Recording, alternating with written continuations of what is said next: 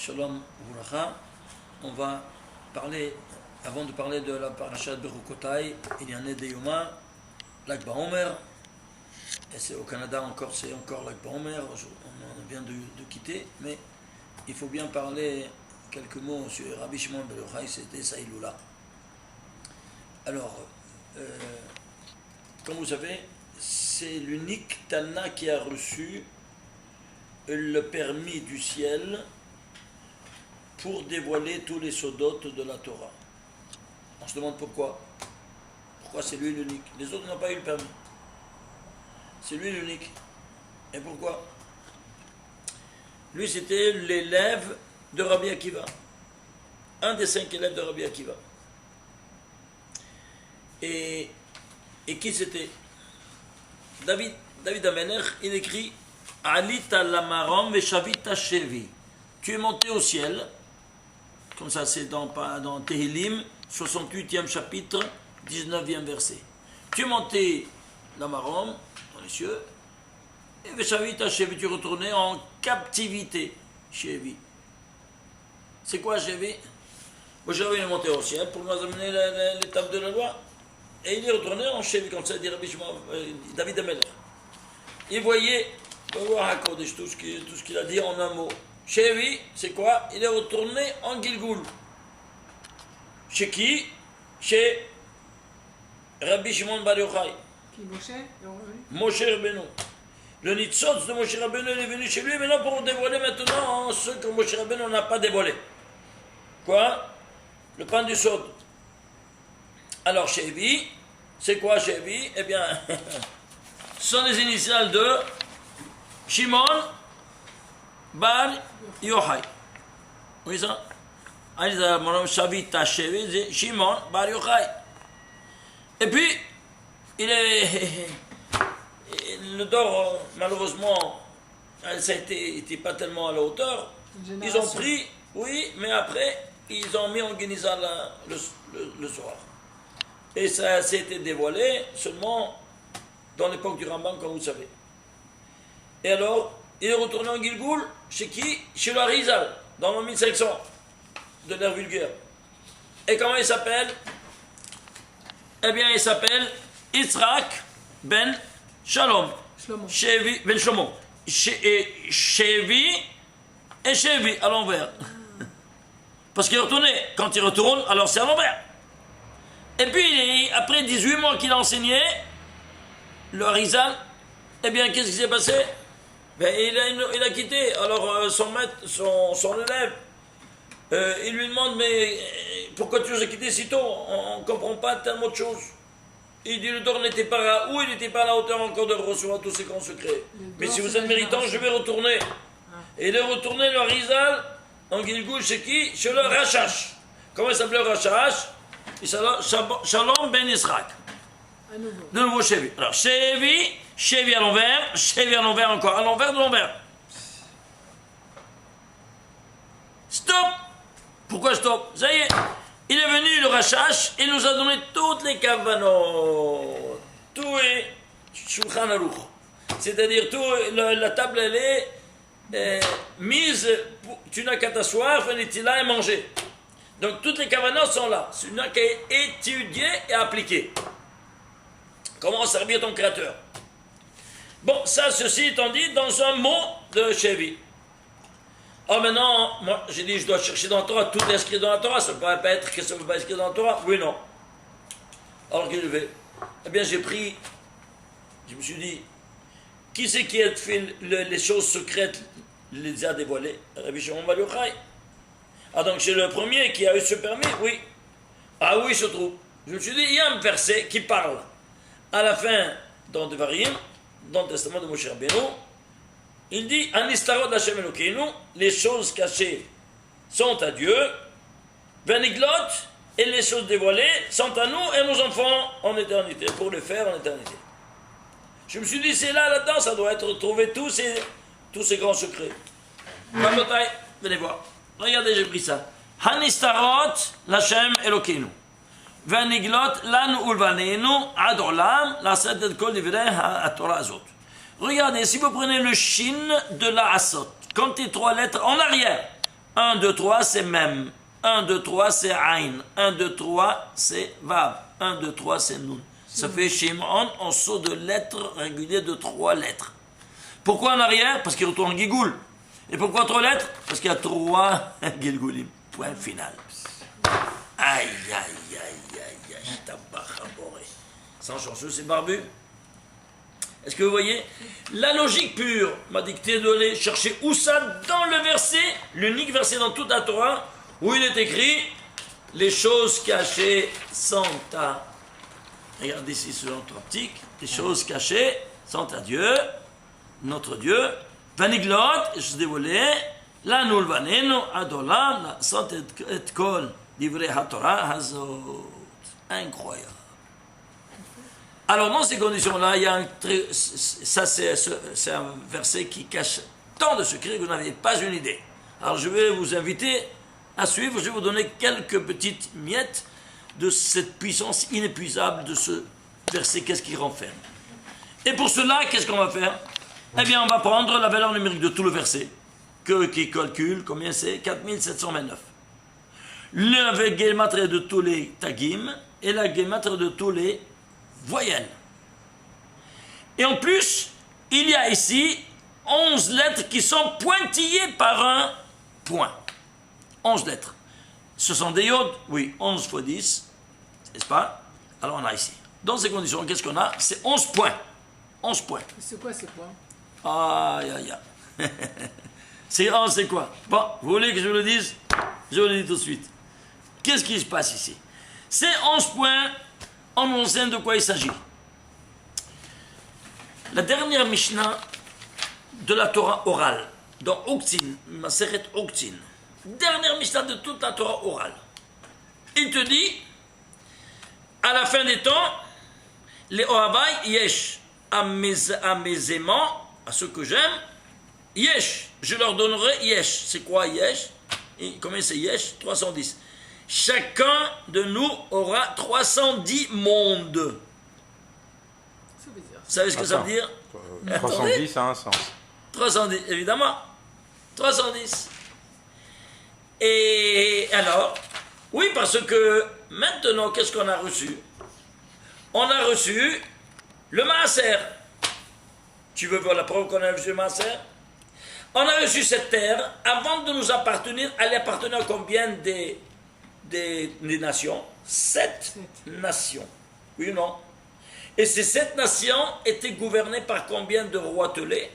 31 roitelets. Qui a Girgashi, Vaïvoussi, Verchevu et tout ça? Voilà, oui. Alors, 31 roitelets. Alors, on a reçu le maaser. La Tidlavo, on va recevoir tout.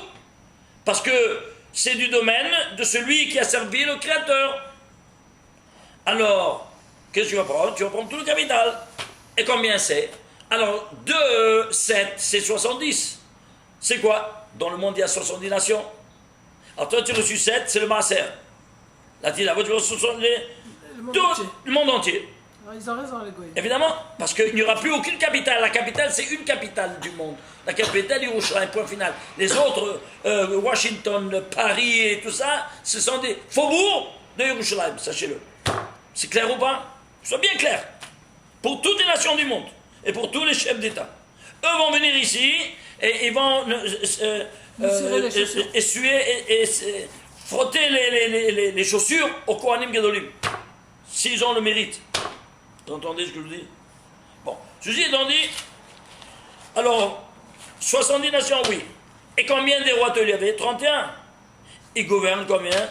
Et combien des peuplades? Eh bien, tu auras quoi? 31, ça fait 310. Alors, 7 nations et 31, le Tadil d'abord, tu auras tout le capital. C'est 70 nations et 310 mondes. Où c'est écrit tout ça? Eh bien, ici, faites la valeur numérique ici de ces lettres qu'elles sont pointillées par 11 points. Combien ça fait le total? Le total, ça fait 310. La gématrie de 11 lettres. Et regardez une chose incroyable. Ici, où est le 70? regardez. L'anu ulvanenu, il y a 10 lettres. Ad, le Ain de Ad, c'est la 11e lettre. Pourquoi Ad? La Ain, parce que c'est Ain, c'est 70. Les 70 nations, 310. Est-ce que vous voyez ça? On te met simplement 11 petits points sans rien te dire. Mais les 11 petits points, ils ne se prononcent pas. C'est-à-dire, ils ont On ne les prononce pas, il n'y a pas de prononciation. C'est ça, c'est pas une voyelle, c'est ça. Ce sont des secrets énormes qu'on nous met là. Casse-toi la tête. Voilà, c'est casser la tête et on comprend pourquoi. Alors, ceci étant dit, qu'est-ce qu'on a? On a ici les 11 étincelles de sainteté. Vous comprenez? Ce sont les 11 points, les 11 étincelles de sainteté. Qui vont retourner à dominer le monde. C'est pour cela que, si vous faites la Gematria 2, regardez ici, incroyable. Là, on a dit les lettres, les tagim et les voyelles, et les 11 points. Ça te fait qu'au total 5764. Ce n'est autre que 2 en puissance 2, il se divise que 2 en puissance 2 par 11 par 131. C'est quoi? C'est simple. 2 en puissance 2, c'est quoi? C'est 4. Dans les 4 mondes, il y aura 4 fois, c'est-à-dire dans chaque monde, il y aura 11 fois 131. 11 seront les 11 étincelles de sainteté qui vont égorger l'ange de la mort, comme c'est écrit dans la titre de la voix, il va l'égorger. Et comment il s'appelle? Samer Mem Alef Lamed. Quelle est Gematria? 131. Vous avez vu? Incroyable. Voilà ce qui se passe dans le futur. Tout ça, rien de simplement, tu prends toi à dire. Alors, quand les goïms ils disent que les juifs veulent dominer le monde, en fait, ils craignent quelque chose qui... Ben, c'est certain, parce qu'ils savent que leur domination va disparaître. Mais c'est ça ce que... Mais excusez-moi, c'est pas le juif qui va dominer, c'est le royaume de Dieu qui va dominer. Essayez de comprendre. Et les nations, ils vont tous se devenir des juifs. Ah bon? Parce qu'ils vont se convertir. Quand ils vont voir la vérité, ils vont voir la vérité en face. Tu crois qu'ils vont encore observer? Eux-mêmes vont détruire les églises, eux-mêmes vont détruire les mosquées, eux-mêmes ils vont les mettre en piètre. C'est clair ou pas maintenant? Alors de quoi tu te plains? Donc c'est pas ici, c'est pas le juif qui veut dominer quoi que ce soit. C'est le royaume de Dieu. Non, c'est eux qui disent ça. C'est clair? Qui bétifila et carré les cholamim. Cette maison sera appelée la maison de prière de toutes les nations. C'est clair? Alors, et quoi, il y a d'autres maisons de prière? Non, c'est pas possible. Il n'y a plus ni la Mecque, ni Rome, il n'y a plus rien. Ils ont commencé à casser déjà. Ben, ils ont commencé à casser, c'est ça. Et entre eux, ils se cassent. Bon, c'est pas notre problème. C'est clair? Alors, ceci étant dit, qu'est-ce que tu as? Alors, on va prendre maintenant ici, on va aller à la racine de cette valeur. Alors, le 11, c'est le 6e nombre premier. Le 131, c'est le 33e nombre premier. Ilan Alilan, vous vous souvenez? Très bien. De nouveau, dans les 4 mondes, qu'est-ce que tu as? 6 fois 33. 33. C'est quoi 33? Ah, voilà.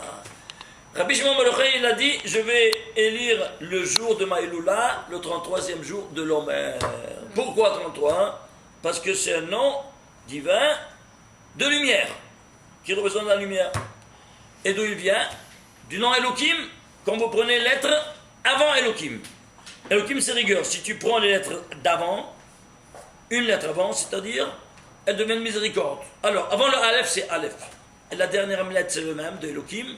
Avant le même final, il y a le même régulier. Donc, Aleph, mais la première et la dernière sont inchangeables. Celle qui change, c'est celle intermédiaire, les 3 du milieu. Qui sont Lamed, Hey, Yod.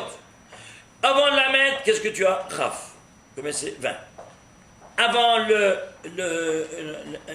Hey, c'est Dalet. Dalet, c'est 4. Donc, c'est 24. Et avant le Yod, c'est tête. C'est 9. Ça fait combien? Alors, 20 plus 4, 24. Plus 9, 33. 33.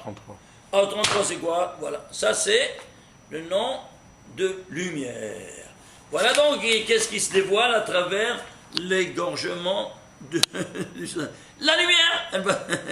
Elle est en son sein. C'est moi qui lui qui la rend prisonnière. Une fois qu'il disparaît, elle gicle. Et alors, elle va gicler comment? Par la lumière de la Torah. Alors, retourne, va encore plus à fond. Qu'est-ce que tu trouves? Eh bien, tu arrives ici, à la décomposition. 33, c'est 3 fois 11. 11, c'est 2, c'est le 6e nombre premier. 6, c'est 2 fois 3. Et ça te fait en combien? Ça te fait 432, c'est 2 fois 216. C'est quoi 216? Eh bien, c'est le volume, vous vous souvenez, des 2 tables de la loi. Chaque table de la loi, c'est 108 téphar cubes, plus 108, c'est 216. Et pourquoi à 2 reprises? Parce qu'il y avait les lumières des premières tables qui ont été brisées et des deuxièmes tables, ils étaient de la même dimension. Elles étaient renfermées, les débris de la première table, dans l'arche sainte, avec les deuxièmes. Donc on a reçu 216 et 216. Les premières et les deuxièmes. Et quelle différence il y a entre les premières et les deuxièmes? Les premières, elles renfermaient le sod. Et les deuxièmes, elles renfermaient le pshat, le remes et le drash. Parce qu'eux, ils ont dit, mon cher Rabbeinu, trop de lumière, on peut pas, on va mourir de nouveau, de peur de tous ces secrets. Alors, nous dit le Rizal, ils sont venus, les Vrav, ils ont demandé, mon cher Rabbeinu, donne-nous une Torah qui n'est pas avec tous ces secrets-là. Et alors, il a donné une autre version, comme vous savez, et c'était quoi? Pshat, remes et drash. Alors, c'est pour cela que maintenant, ce verset, il renferme toutes ces lumières-là. Là-bas, c'est quoi? Et le sod, remisé par des en entier. Pshat, remes et drash, et le sod. Incroyable. La première fois que j'entends ça. Ah ouais, ben. Ouais. Shahiano. Ah, maintenant, qu'est-ce qu'on va faire? On va prendre maintenant, ici, les noms. Shimon ben Yochai, 553. Israq ben Shlomo, 635. Et Shalom ben Yitzhak, c'est le Rachash, 636, total 1824. Tu fais la décomposition, ça te fait 2 en puissance 5 par 3 par 19. 19 c'est le 9e, 9 c'est 3 en puissance 2. Et tu vois ici 2 en puissance 5 par 3 en puissance 3, ça te fait combien? 4 fois 216. Quoi? Dans les 4 mondes métaphysiques, dans le pshat, dans le remes, dans le drash et dans le sod, tu as toujours une version différente, évidemment, d'explication de la Torah, que ces 216 téphar cubes renferment et qu'ils nous donneront, qui nous dévoilera tout ça? Eh bien, ces 3 personnages-là, à travers l'étude du sod. Alors, imagine-toi, quand toi, tu n'étudies pas tout ce que tu as reçu de ces 3 personnages, tu ne sais rien de rien. Tu sais simplement une dimension, pshat, remes et drash, que ça n'a rien à voir avec tout ce qu'on voit avec le sod, parce que tout ce que tu vois ici, c'est le pshat, que tu comprends rien de rien. Alors tu vois maintenant toute une nouvelle dimension de la Torah qui est époustouflante. Et si tout ça ne te suffisait pas, on va prendre maintenant où se trouve le mot Shimon. Donc 1, 2, 3, 4 mots, 5 mots. Il y a 5, oui. Alors tu vas aller prendre ces 5 mots. Regardez ici, vous voyez, Shimon. La valeur de ces 5 mots, ça totalise 1406. Alors voilà la racine de ces 1406. Il se décompose en ce que vous voyez ici. La base, c'est 2 en puissance 3 par 3 en puissance 2. C'est 8 fois 9, 72. 72, c'est le très saint nom divin le plus élevé, le Shama Meforach, qui sortait du Kohen, de la bouche de Kohen Gadol, le Yom Kippourim, par miracle. Et tu vois ça? Ici, on est au niveau le plus haut de où se trouve le cadre des mots dans lequel le mot Shimon se trouve. Ils sont chanceux, ces barbus. C'est pas incroyable? Et pour terminer au moins cette dimension incroyable, il vient et nous dit, dans la parasha de Bechukotai, parce que c'est juste même de Bechukotai qui est la 33e parasha de la Torah, que tu vas le lire dans la semaine où tombe le 33e jour de l'homme. Ils sont chanceux, ces barbus. Donc ça tombe toujours. Ta jambe, quand il y a des fois sans Thomas, quand il y a les années bissestives. Alors regardez qu'est-ce qui se passe ici. Il écrit dans Bechukotai, page 113b. Allez voir, il te dit, Begilkar Tzedaka Salik al Kola. Il y a une mitzvah qui l'emporte sur toute la mitzvah. Quoi donc? La Tzedaka. Et pourquoi la Tzedaka? Ça, c'est dans les Zohar, ça? Dans Zohar. Zohar, je répète, Bechukotai, de notre paracha, page 113b. Il y a une mitzvah qui l'emporte, qui est au sommet de toute la mitzvah. Laquelle? La Tzedaka. On comprend pas? Alors, je vais essayer de chercher. Alors, dans ces 4 mondes, on a dit, j'ai dit, je vais prendre ces 4 mondes, ok? Allons prendre ces 4 mondes-là, s'il vous plaît. Avec moi, ensemble. Venez voir ici. Le monde Atzilut, Beria, Yesira, Asiya. Le monde des idées.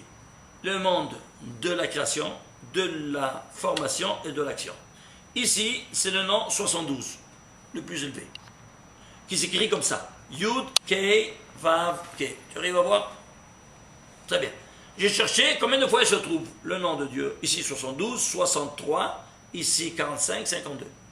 Alors je dis, je vais chercher dans toute la Torah combien de fois il se trouve en saut régulier, codé, le nom Yud, Kei, Vav, Kei, en saut de 72. C'est clair? Je l'ai trouvé 55 fois. Et ici, dans le monde de la Bria, la valeur est 63 parce qu'il y a le Vav écrit en Aleph, avec Aleph. Ici, Vav avec Yud. Donc il y a 9 valeurs en moins, donc 63. Ça c'est le papa, ça c'est la maman, ça c'est l'enfant, et ça c'est sa femme. Ça c'est au niveau des partsoufis. Et alors, tu vas chercher Yod, 63 lettres, Hey. 63 lettres après, Vav, 63 lettres, Hey. Combien de fois ça se retrouve dans toute la Torah? 300 000 lettres. Je l'ai trouvé 48 fois. Ici, je vais chercher, c'est 45, je cherche en saut régulier de 45 lettres. Combien de fois il se trouve dans toute la Torah? Je l'ai trouvé 49 fois.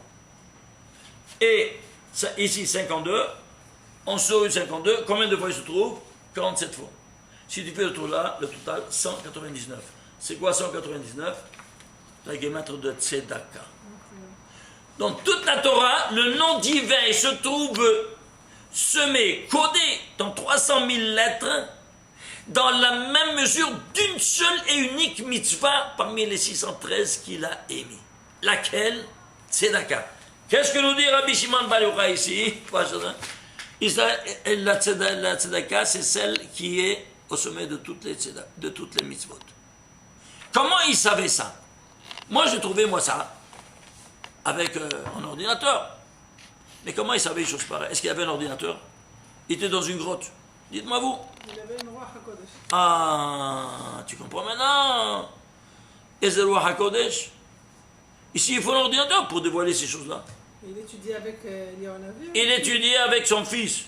Non, mais Rabbi Elazar. il avait une aide Il était en direct. On dirait. Mais est-ce que vous vous rendez compte? Ça, c'est un petit exemple pour vous dire qu'est-ce que c'est la richesse du Zohar. Comment chaque mot qu'il écrit dans le Zohar, il a une dimension féerique, une dimension inouïe. Il faut prendre en considération tout ce qui est écrit dans le Zohar et l'étudier. Et on dévoile comment il avait raison. Alors, il te dit, qu'est-ce que c'est?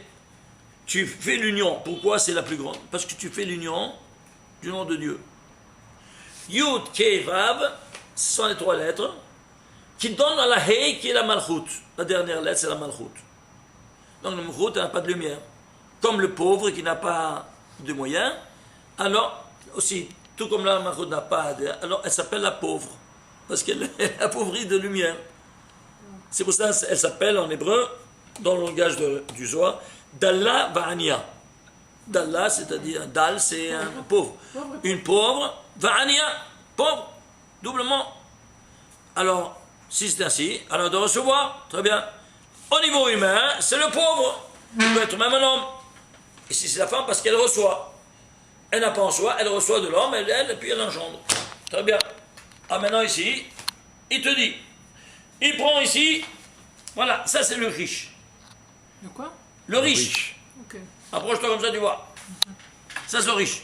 Il prend un rond. Il prend 1 euro. Une pièce. La pièce, c'est le yod. Il tient avec les 5 doigts, c'est le hey. Il tend la main, c'est le vav. Yud, kei, vav. Tu vois ça? Et qui reçoit, c'est le hey final, qui est le pauvre. Et qui sera représenté par quoi? Par le pauvre, par les 5 doigts du pauvre qui reçoit. C'est la formation du nom de Dieu. Et c'est pour ça qu'il te dit, si tu arrives à former le nom de Dieu intègre, alors c'est la mitzvah la plus élevée. Vous avez compris? Il a fait mode.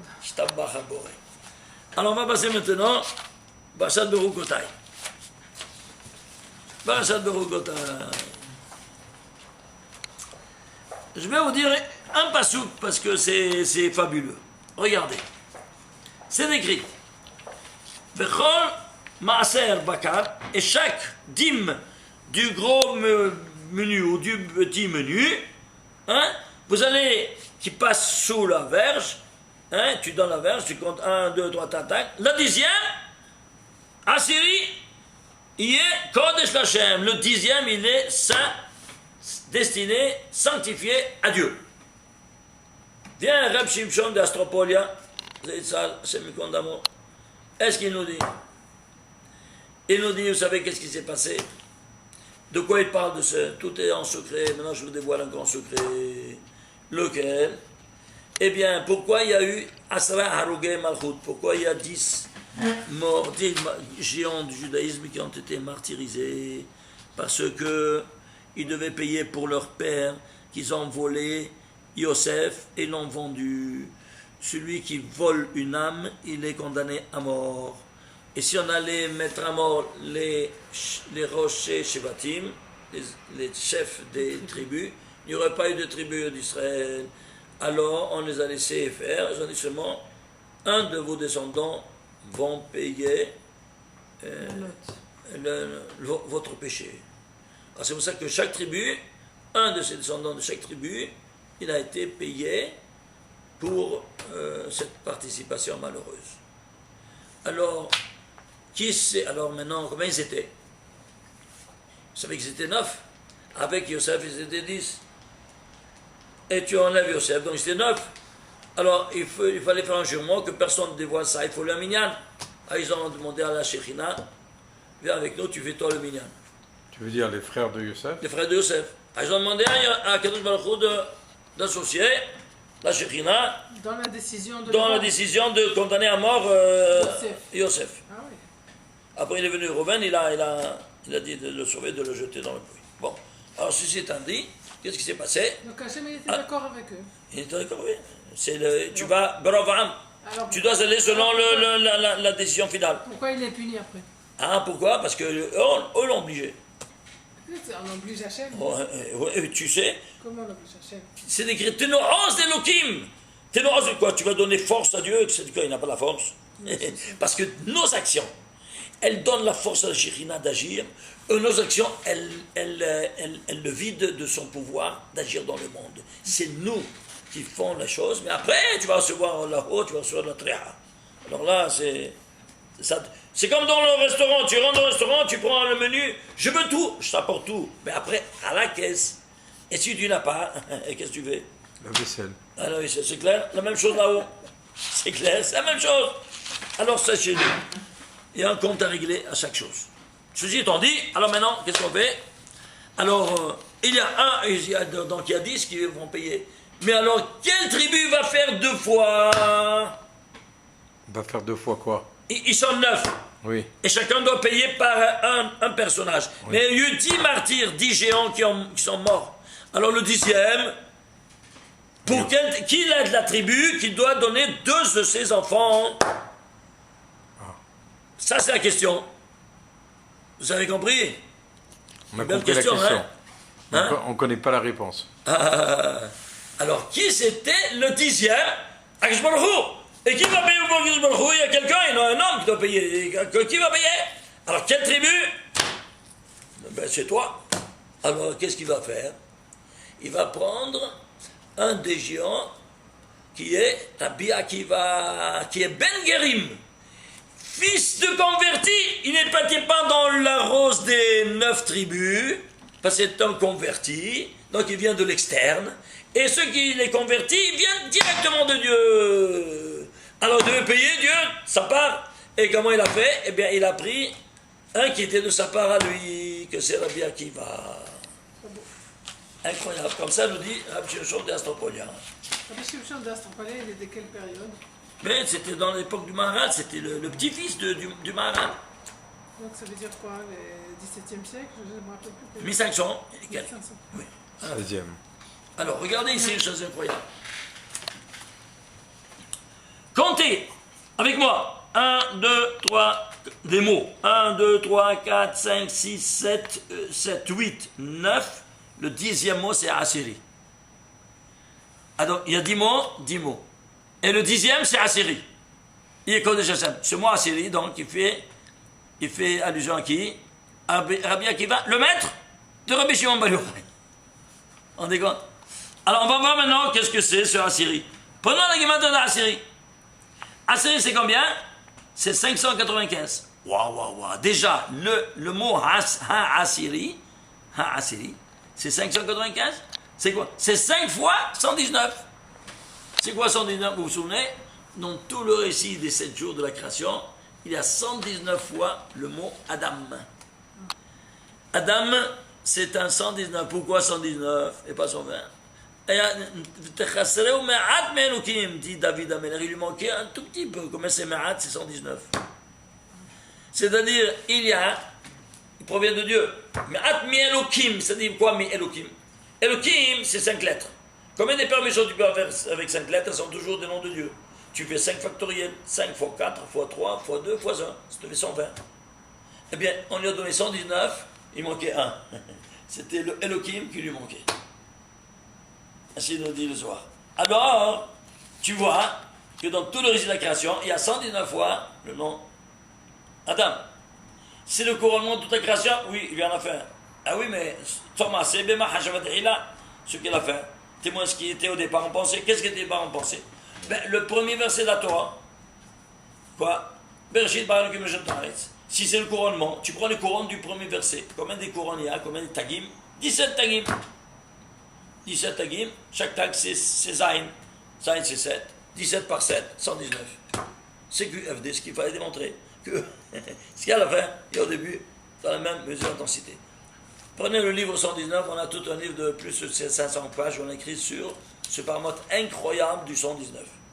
Alors ceci étant dit, tu vois ici, dans tous les 5 mondes, non seulement les Abia, Atsilut, Bira, Tziasia, même le 5e qu'on n'étudie pas, tellement c'est élevé. Eh bien ça c'est la Bi Akiva, Assyrie Kodesh. Tu t'imagines? Ça c'est le mot Ha'assyrie.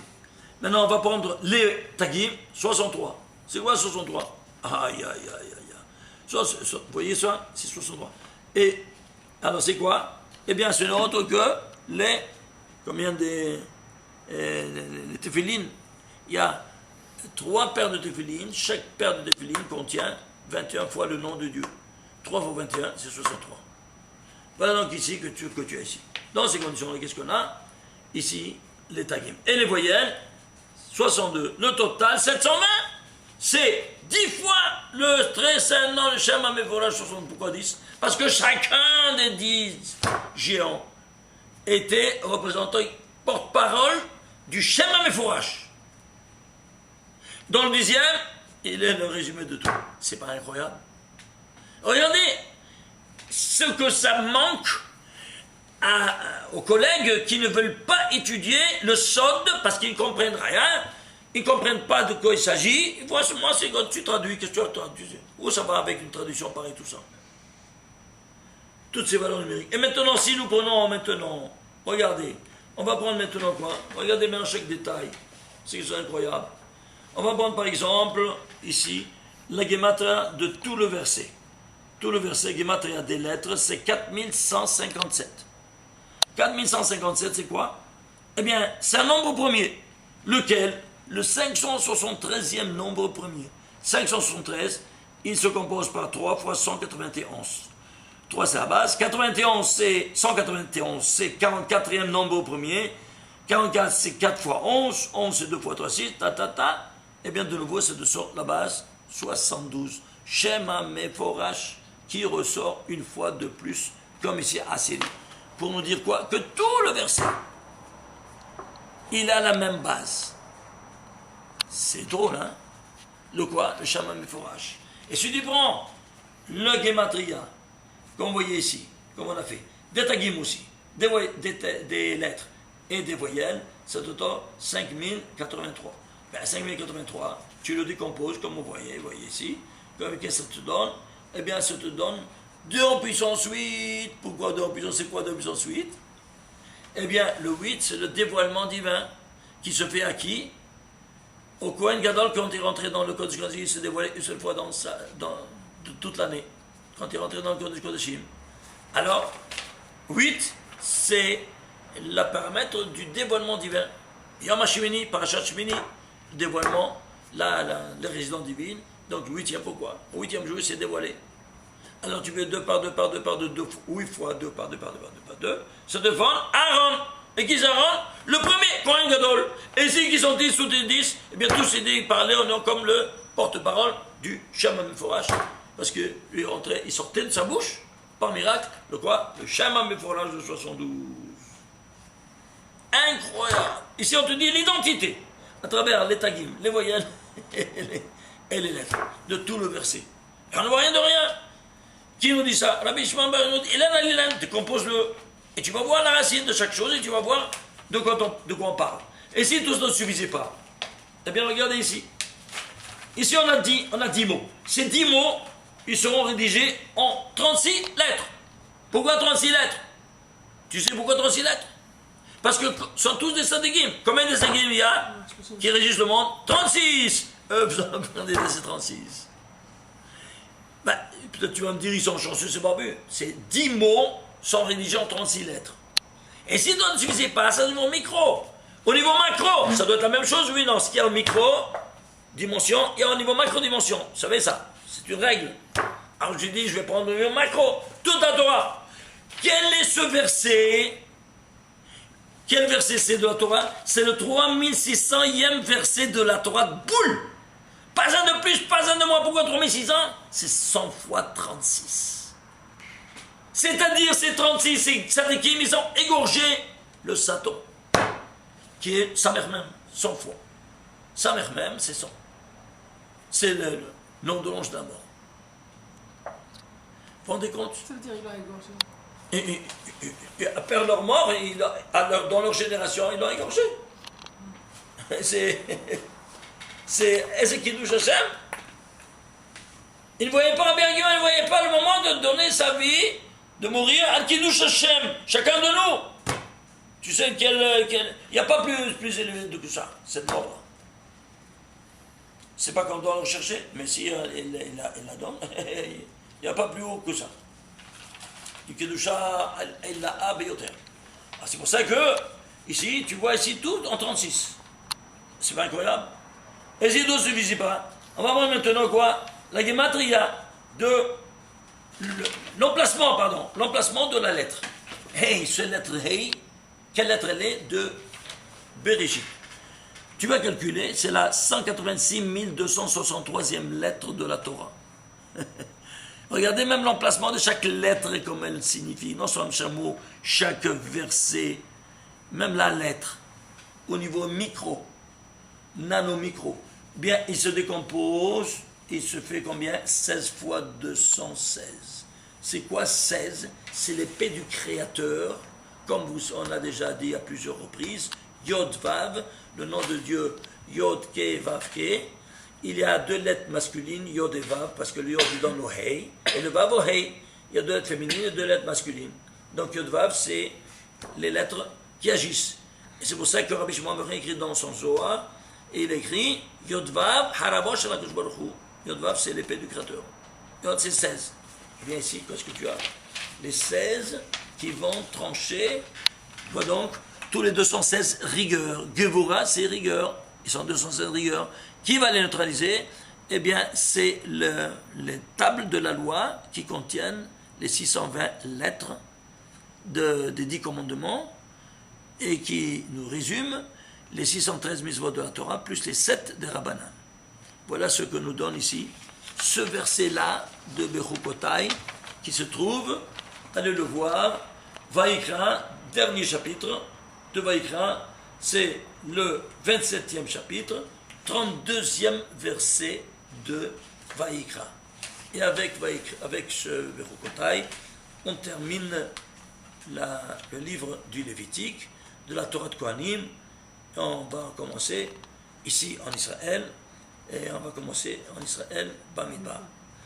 Entre-temps, pour le Chutznikim, c'est aussi intéressant, mais vous voyez comment en Israël, comment le 33e jour de l'Omer, il coïncide avec la 33e paracha de la Torah. Baruch Adonai L'Olam, Amen ve'Amen, Shabbat Shalom u'Mevorach.